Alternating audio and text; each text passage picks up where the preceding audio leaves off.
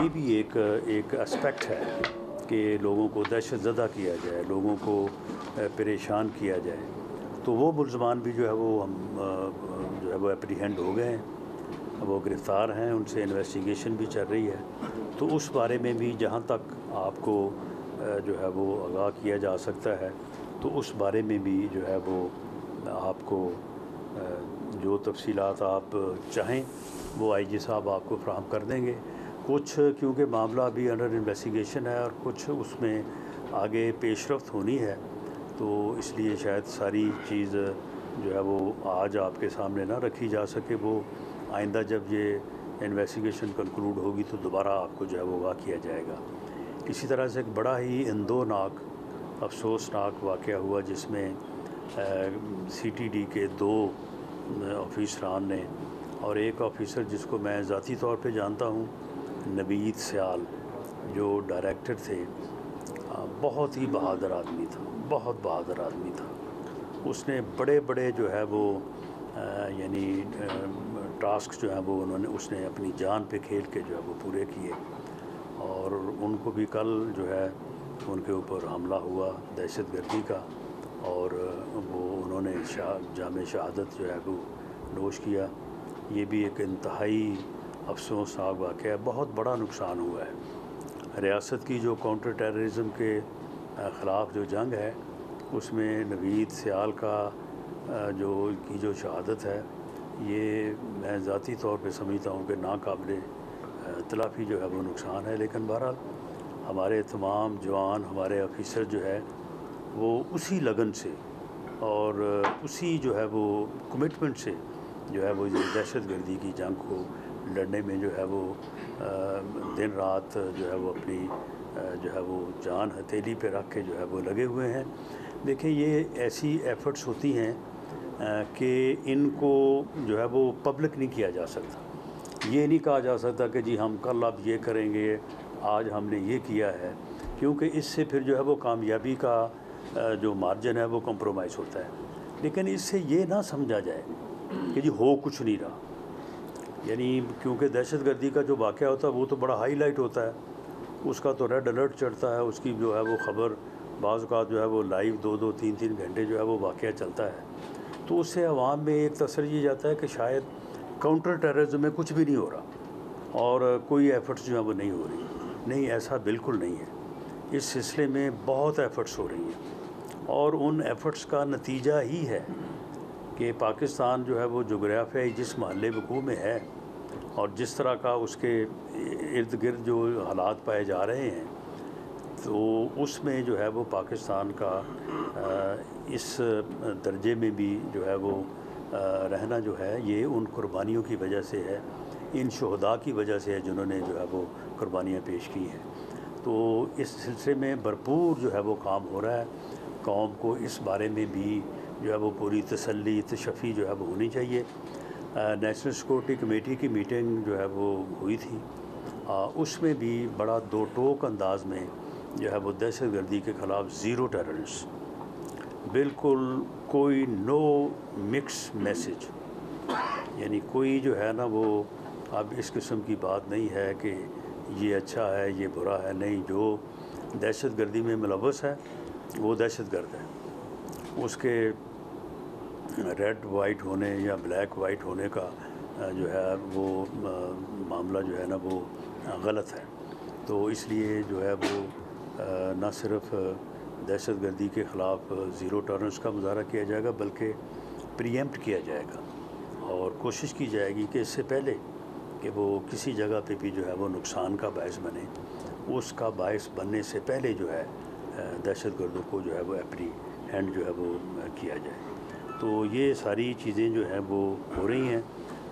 National security committee में जो है वो जहाँ पे ये फ़ैसला हुआ है, वहाँ पे ये भी फ़ैसला हुआ है कि जो सीटीडीज़ हैं सूबाई, पंजाब में जो है वो ये हमने शुरू किया था under the then chief minister of Punjab Mian Shahbaz Sharif साहब की लीडरशिप में, और हमने एक ऐसा मॉडल सीटीडी का एक ऐसा स्ट्रक्चर जो है वो तैयार किया और उनको पॉलिटिकल विल जो है वो उनको दी। उसके बाद उनको वो तमाम सहूलतें जो है वो फराहम की जो इस इंतहाई जो है वो खौफनाक जंग में शिरकत के लिए और कामयाबी के लिए मैसर होनी चाहिए थी। तो फिर CTD पंजाब ने बहुत ज़बरदस्त काम किया और ये आज तक भी, इस वक्त भी जो दहशत गर्दी ये पिछले साल में हुई है फ्राम 1 जनवरी टू 31 दिसंबर तक, तो उसमें जो टोटल वाक़यात हुए हैं उसमें जो है वो तकरीबन जो है वो 67% जो है वो KPK में है और कोई 31% जो है वो बलूचिस्तान में है और पंजाब में कोई तकरीबन 1% है। इसी तरह से सिंध में भी कोई 2% के करीब हैं।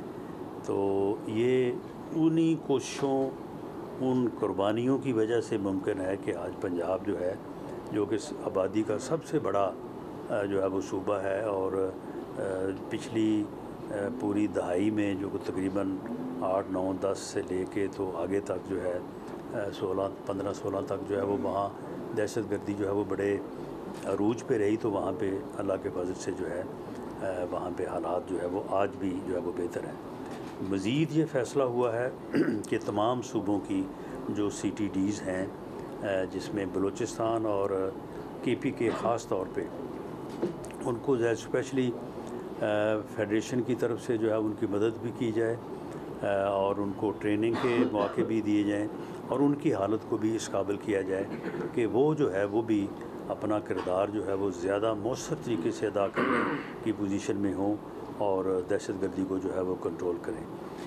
इसी तरह से एक कंसेप्ट ये भी डिस्कस हुआ है कि CTD का एक कोऑपरेटिव कोऑर्डिनेटेड स्ट्रक्चर जो है वो फेडरल लेवल पे नेशनल CTD के तौर पे भी जो है उसे कायम किया जाए ताकि चारों CTDs GB और आज़ाद कश्मीर भी, तो उसको जो है वो बेहतर अंदाज से जो है वो कोऑर्डिनेट किया जा सके और इन चीज़ों को जो है वो मौसर बनाया जा सके। क्योंकि जिस तरह से अफ़गानिस्तान एक हकीकत है और वहाँ पे TT एक ही गवर्नमेंट एक हकीकत है, तो इस तरह से जो है वो TTP भी जो है उसे जो है वो कोशिश तो की जाएगी और की जा रही है कि उन्हें जो है वो टेबल पे लाया जाए और उन्हें, लेकिन टेबल पे आने के लिए पहली शर्त ये है कि वो हथियार रखें और अपने आप को आइन और कानून के ताबे करें।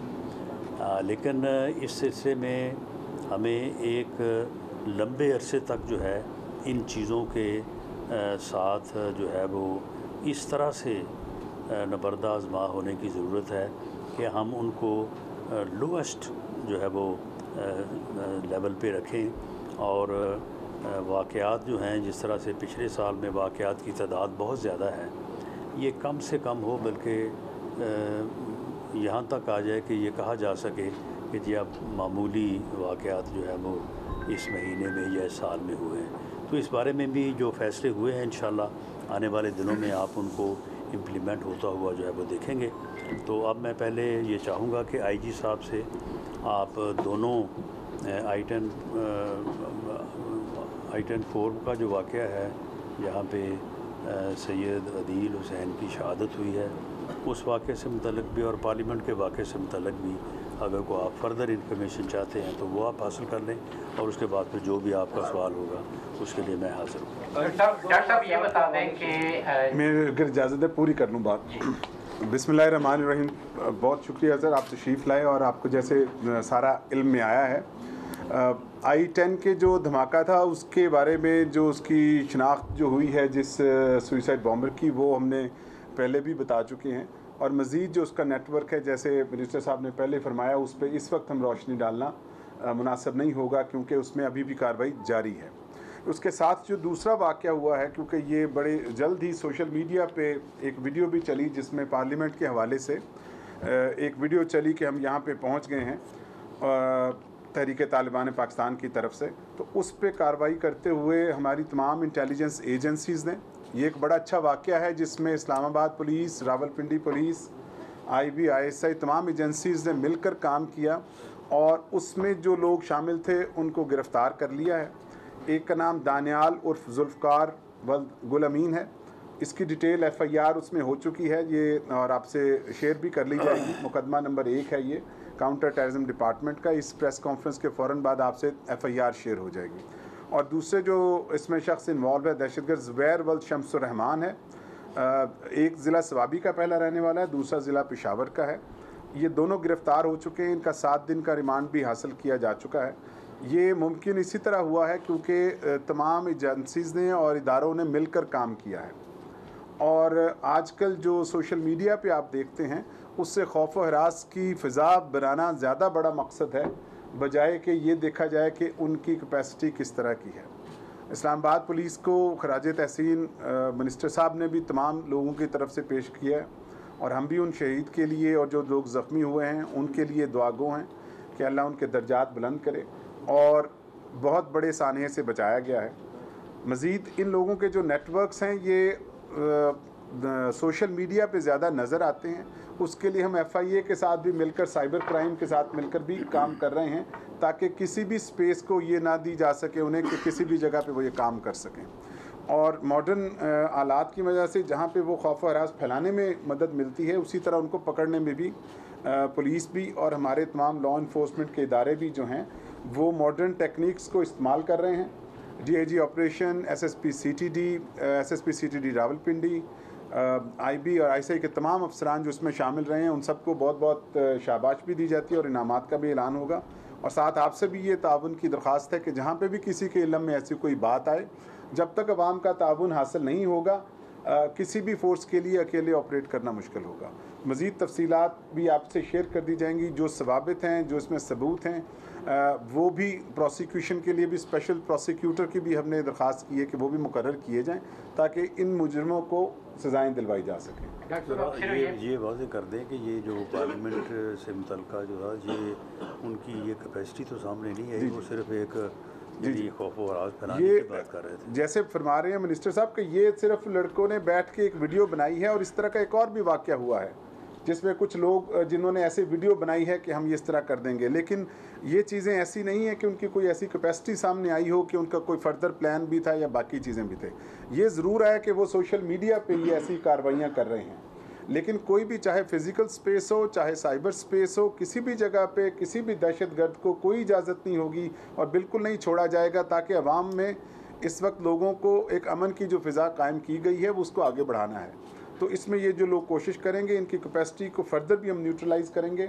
इस्लामाबाद पुलिस, रावलपिंडी पुलिस और बाकी सूबों में भी सब मिलके ऑपरेशंस करेंगे और आपको अगले दिनों में होते नज़र भी आएंगे।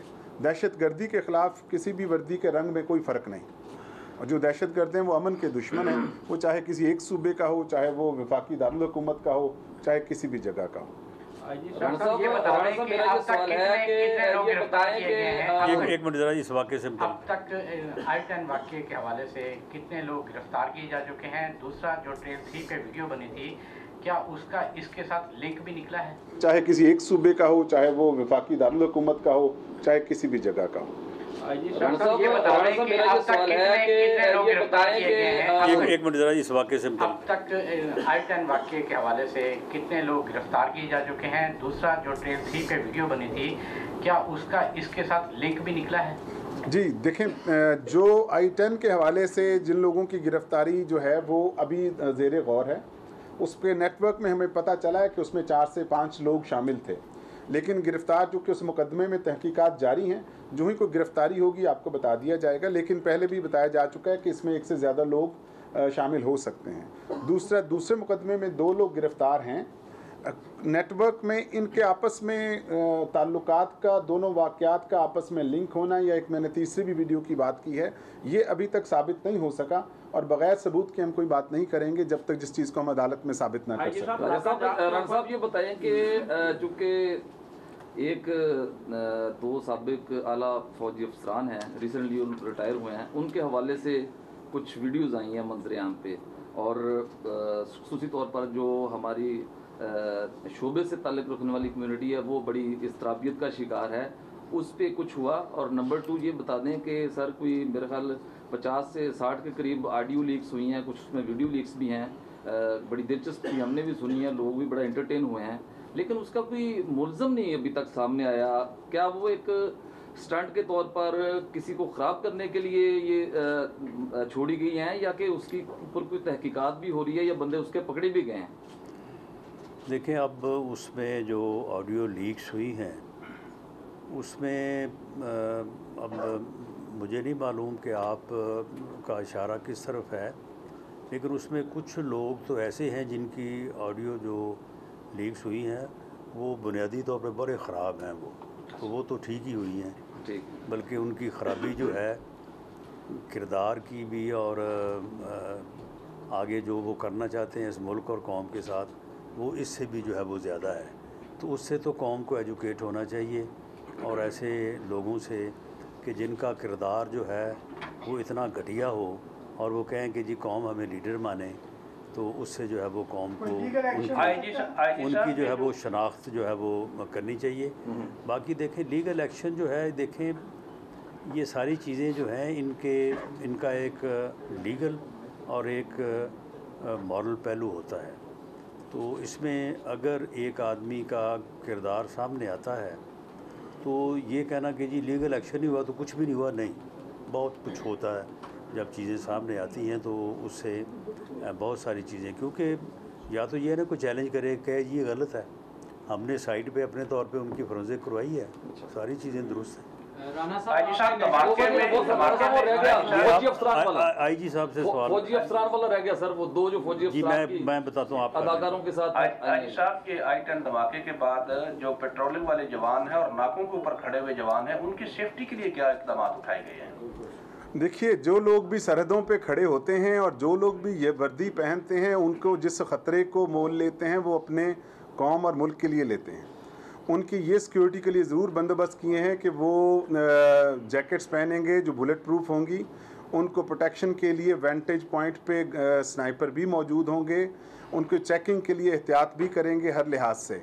लेकिन ये बात जैसे आपका सवाल बताता है कि, और इसमें अच्छी बात है कि ये एहसास शामिल है कि सबसे ज़्यादा फ्रंट लाइन पे हमारा पुलिस का कांस्टेबल और अफसर वो खड़े हैं, और ये उनके एक पाकिस्तान के लिए, अपने मुल्क के लिए, फ़र्ज़ के लिए ख़तरा है जो वो मोल लेते हैं।